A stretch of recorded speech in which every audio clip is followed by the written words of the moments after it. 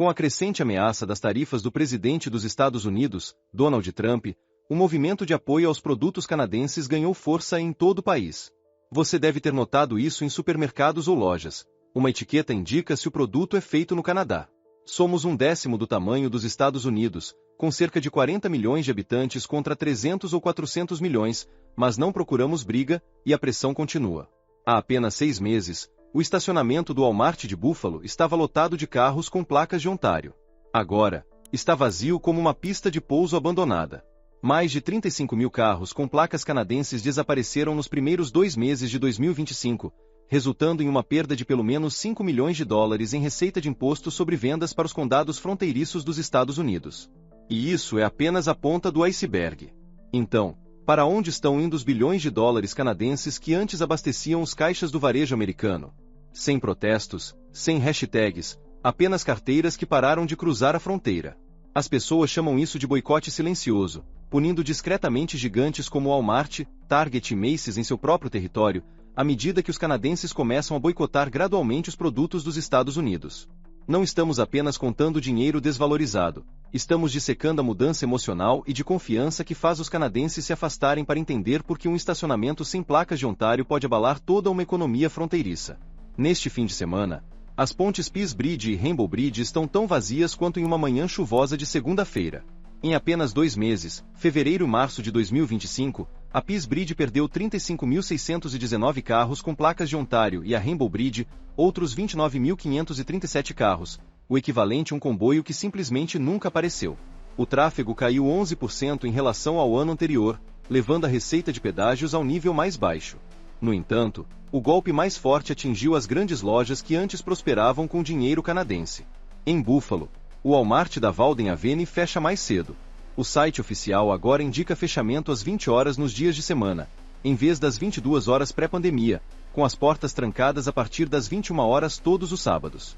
O Target em Blaine, cidade fronteiriça de Washington, também cortou um turno de meio período inteiro depois que o tráfego vindo do norte diminuiu em 50%, levando a prefeita Marilu Stewart a admitir que o orçamento da polícia depende dos impostos de varejo canadenses para praticamente tudo.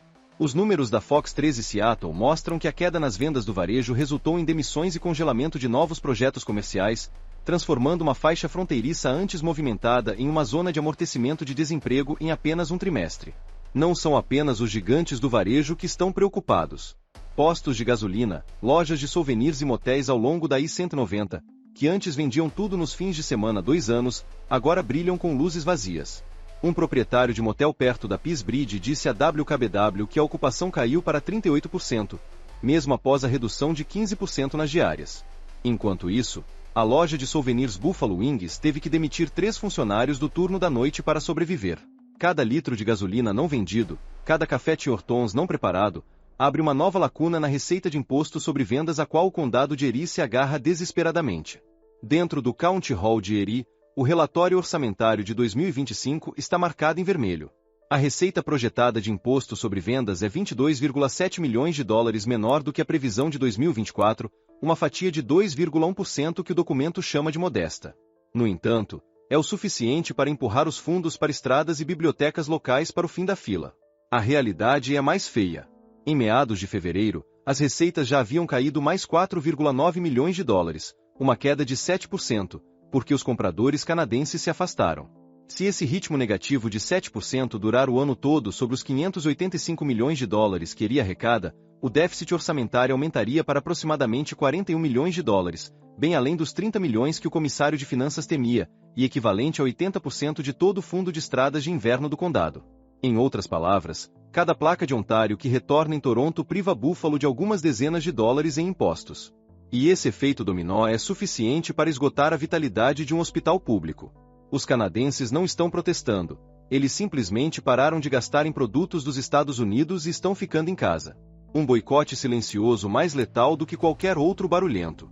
Enquanto o Walmart diminui as luzes, o Target reduz turnos e motéis fronteiriços exibem placas de vaga durante todo o ano. A questão não é mais sobre diferenças de preço ou um dólar canadense fraco. É uma mudança emocional que vai da emoção da caça a pechinchas à decepção com as tarifas, ao medo de ser retido na alfândega e à raiva pelas ameaças de boicote de Washington. E enquanto esse sentimento permanecer tão frio quanto o vento do Lago Erie, bilhões de dólares canadenses continuarão a ser investidos silenciosamente, talvez em Vancouver, talvez no comércio eletrônico doméstico, mas certamente não através da Peace Bridge para os Estados Unidos. Há apenas uma hora de carro, a caçada por vendas transfronteiriças que antes economizava centenas de dólares para muitas famílias de Ontário agora se transforma em uma grande perda. O dólar canadense caiu para 0,733 dólares americanos, o que significa que um dólar americano vale 1,36 dólares canadenses, seu nível mais fraco desde a pandemia, conforme relatado pela Reuters em 30 de junho de 2025. Encher uma minivan antes da Peace Bridge agora custa mais de 1,55 dólares canadenses por litro, o preço médio antes de Ottawa abolir a taxa de carbono no início de abril de 2025. Mesmo antes de o carro começar a rodar, mais de 100 dólares canadenses em combustível já se foram, e o motorista deve adicionar um pedágio de 8 dólares americanos na ponte sem Easy Pass, o dobro do desconto de 4 dólares da última tarifa da Peace Bridge Authority. Antes mesmo de entrar na fila do Walmart Buffalo, uma conta oculta de quase 200 dólares canadenses já eliminou a vantagem de mais barato na América. A dor de cabeça se aprofunda na viagem de volta em Fort Erie. Desde 3 de abril de 2025, o Canadá impôs uma sobretaxa de 25% sobre uma lista de 30 bilhões de dólares americanos em produtos de origem dos Estados Unidos, aplicada a viajantes que excedem sua franquia de isenção de impostos. Uma garrafa de cosméticos de 40 dólares americanos agora acarreta 10 dólares americanos de sobretaxa, 13% de HST, imposto harmonizado de vendas, taxas de câmbio e inspeção alfandegária. Com apenas alguns itens, o negócio nos Estados Unidos se transforma em um recibo caro. Muitas donas de casa postam online que acabam 12% mais pobres do que se tivessem feito compras em Toronto. Enquanto isso, as cadeias domésticas atacam diretamente a ansiedade da carteira. Em 16 de junho de 2025, o Walmart Canadá revelou cortes de preços diários em centenas de itens básicos, alegando que sua estratégia de preços baixos todos os dias permite que uma família de 4 pessoas economize mais de 450 dólares canadenses por ano, o equivalente a 2 semanas de compras. Simultaneamente, Loblaw, Metro e Sobeys exibem placas de preço congelado, transformando supermercados canadenses em fortalezas de desconto bem ao lado, substituindo a ida de fim de semana a Buffalo. Dados de pesquisa confirmam a mudança, que 71% dos canadenses reduzirão as compras de alimentos dos Estados Unidos este ano, e quase 25% dizem que o hábito se tornará de longo prazo, drenando de 15 a 20 bilhões de dólares canadenses em poder de compra das prateleiras americanas. Além do preço, o orgulho de feito no Canadá está aumentando.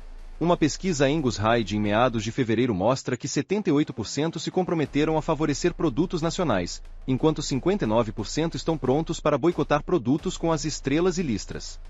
Do leite ao jeans, o rótulo feito no Canadá de baixo carbono agora lota os balcões, transformando as escolhas de compras em uma declaração política sutil. Some os números: $1 canadense fraco, combustível e taxas de ponte mais caras, uma sobretaxa de 25% e grandes descontos no mercado interno. A viagem de compras transfronteiriça não é mais uma barganha, mas um fardo. Funcionários do condado de Erie alertaram que, se a tendência persistir, perderão mais de 30 milhões de dólares americanos em receita de imposto sobre vendas em 2025. No entanto, para milhões de famílias canadenses, suas carteiras já votaram. Esse boicote silencioso não precisa de cânticos ou faixas. Uma série de escolhas na bomba de gasolina, no supermercado e na praça de pedágio já desviou bilhões de dólares canadenses do setor de varejo dos Estados Unidos. Silenciosamente, mas letalmente, os números de alerta vermelho estão piscando. Somente em fevereiro e março, a Peace Bridge e a Rainbow Bridge perderam mais de 35 mil carros com placas de Ontário em comparação com o mesmo período do ano passado. A arrecadação de impostos do varejo do condado de Erie evaporou em 7%, cerca de 4,9 milhões de dólares americanos, nas primeiras 6 semanas do ano. Com a diminuição do tráfego canadense, as máquinas de impressão de dinheiro da fronteira, como o Walmart Supercenter de Buffalo ou o Target em Blaine, de repente ecoaram com andares vazios, turnos de meio período foram cortados e placas de horário reduzido agitavam-se ao vento da fronteira. Não são apenas alguns milhões em impostos locais que se foram. Os gigantes do varejo que atendem ao público estão recebendo o golpe mais pesado. A Placer.é relata que o fluxo de pessoas nas 100 maiores redes de varejo e alimentação dos Estados Unidos caiu 4,7% ano a ano, com Nova York e Washington, as duas principais bacias de captação de compradores canadenses, caindo ainda mais do que a média nacional. Um memorando interno vazado do Walmart mostra que 3 lojas de formato de fronteira, projetadas para motoristas canadenses, foram colocadas em observação de fechamento após as vendas do primeiro trimestre caírem mais de 20%. Se a tendência durar o ano todo, o Barclays estima que o Walmart e o Target podem perder mais de 1,6 bilhão de dólares americanos em receita em 28 lojas fronteiriças. O próximo golpe atinge os restaurantes de fast food. Uma análise aprofundada do varejo usando dados do NPD Group e declarações fiscais de 12 condados fronteiriços revela que os três grandes, McDonald's, Wendy's e Burger King, perderam 350 milhões de dólares americanos em vendas apenas no primeiro trimestre, principalmente em lojas a menos de 25 quilômetros do Canadá. Enquanto isso, os canadenses estão optando por redes como Mary Bronze ou Freshii em casa, apoiando o comércio local e evitando o risco de uma fiscalização alfandegária na volta. Um cliente de Niagara Falls, Ontário, disse ao Business Insider. Eletrônicos e produtos farmacêuticos também estão sofrendo.